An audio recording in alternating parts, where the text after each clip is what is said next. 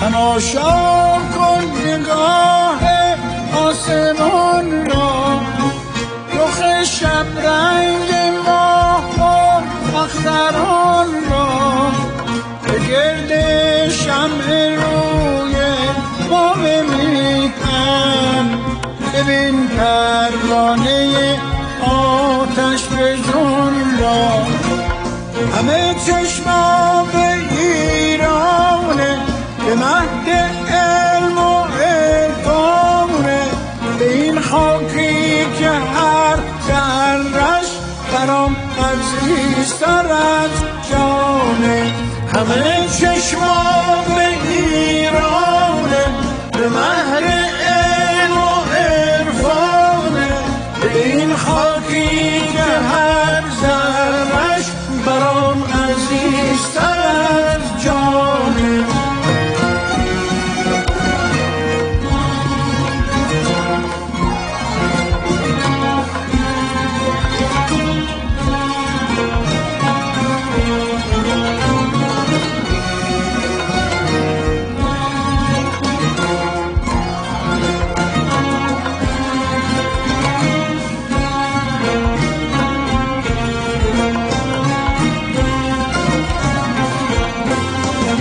چه دلهایی که در غربت امید دیدن روی وطن داره، چه دلهایی که با حسرت نگاه آرزو سوی وطن داره.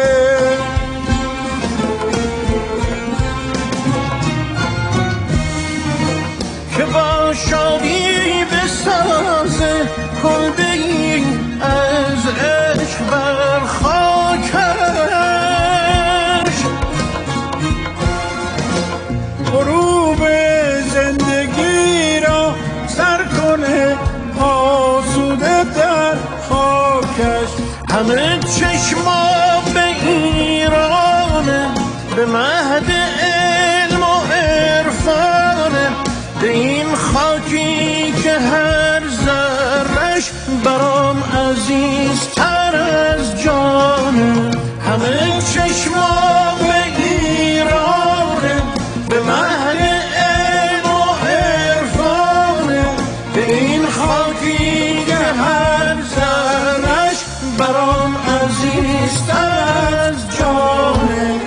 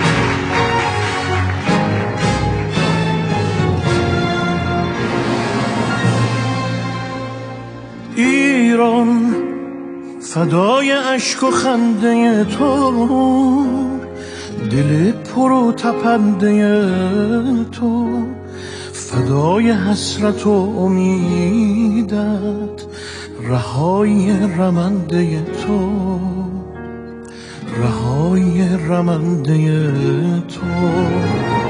ایران اگر دل تو را شکستند، تو را به بند کینه بستند، چه عاشقان بی نشانی که پای درد تو نشستند، که پای درد تو نشستند.